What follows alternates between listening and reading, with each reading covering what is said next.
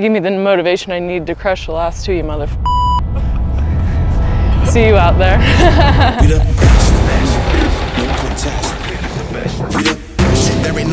Racing to what's the next thing is definitely where the progress comes, but it requires the discipline. Like, I know, but I'm cold. My hands are cold. That's it. Now we run.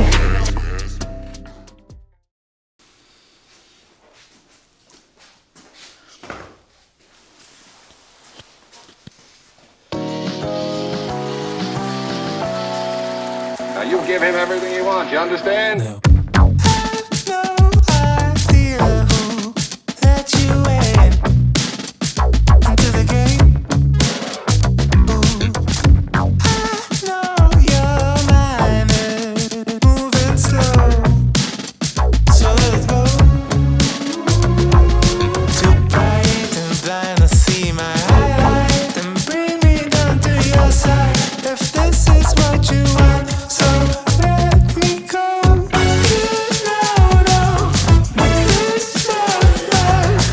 I'd say these days are harder.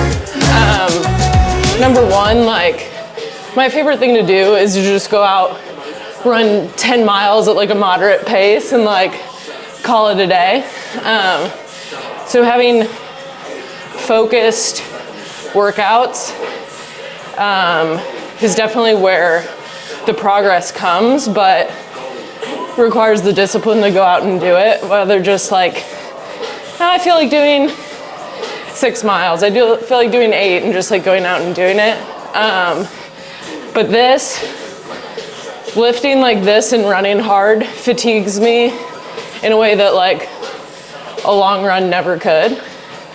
And it helps to lift before I do one of those workouts, help simulate what it's gonna feel like late in a race when I'm trying to find pace, but it doesn't require me to have that volume of mileage because I don't always have time to go out, hit a long run with some intervals at the end or like push at the end of a workout. So kind of helps simulate that race day feel of high fatigue.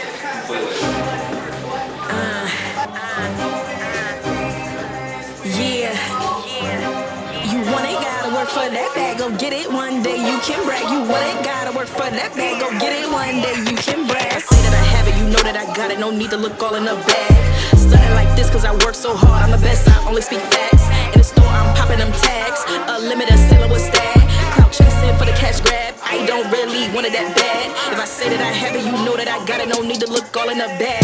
So it's just 2 minutes in between each lift, and the reason for that was 1 minute wasn't long enough.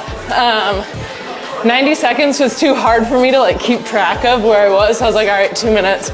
It's a little more rest than I would normally have in between sets, but I'm also not resting, so.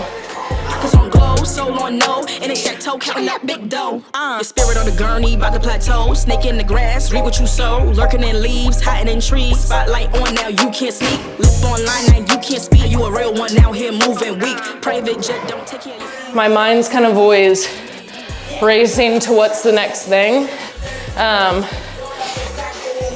I've always been a bit type A, maybe a little anxious too.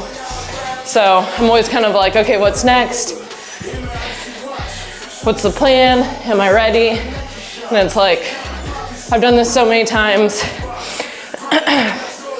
I know what it is, but my head still goes there. So staying present, focus on that mind-muscle connection while I'm lifting is something that I still struggle with, clearly. All the shoes here. I have more in my house too. So these are like normally ones that like I wear only for the tread, or like I don't wear that often, or they're kind of like at the end of their useful life. So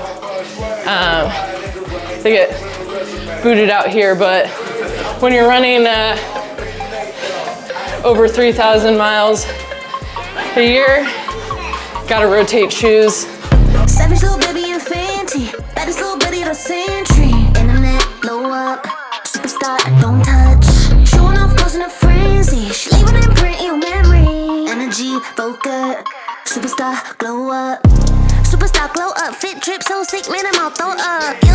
Take it in, don't rush. Need 10 hours sleep, yeah, just woke up. Blessings on messenger, keep coming on at me high speed. Check out the positive in like it's Nike. Hottest headline or the festival. 100 racks for a piece of my schedule. They all thought I was delusional, but I'm a manifesto. Now we run.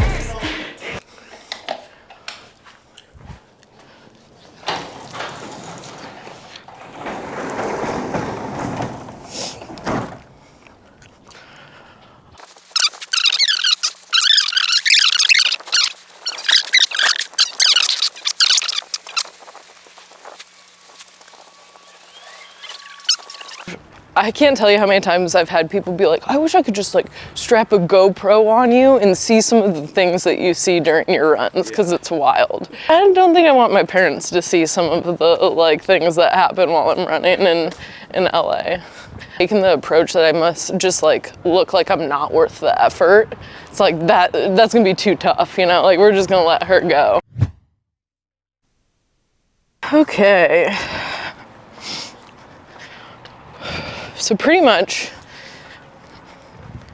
only since my last marathon training that I did, which was over the summer of 23, it was only then that I started programming my workouts like onto my watch for it to tell me like, hey, you've hit 800 meters, like now you can recover. Like I was just eyeballing it before, always just like checking my pace.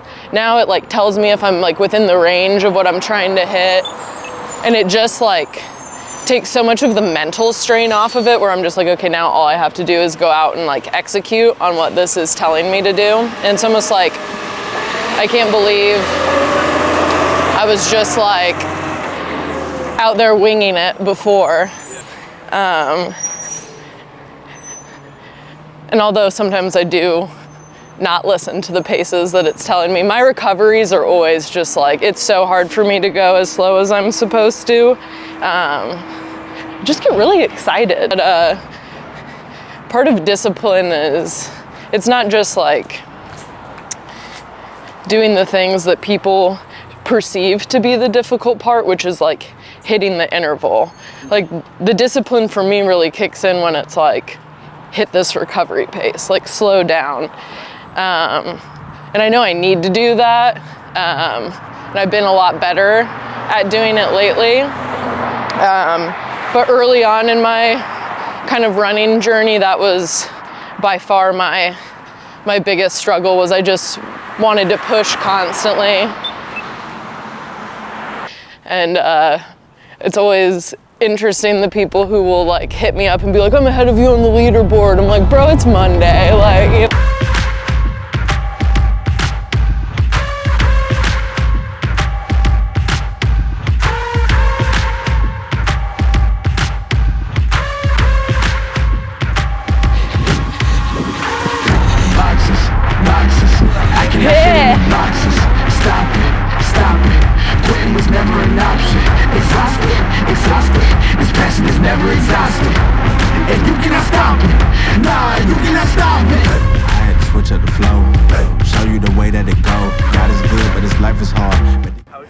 Good. I mean, the last two intervals, I was like, all right. The way back, you're like fighting the sun, fighting the wind a little bit, but I just want to say thank you to the out of shape middle-aged guy that was making fun of my running form, because you gave me the motivation I need to crush the last two, you motherfucker. See you out there.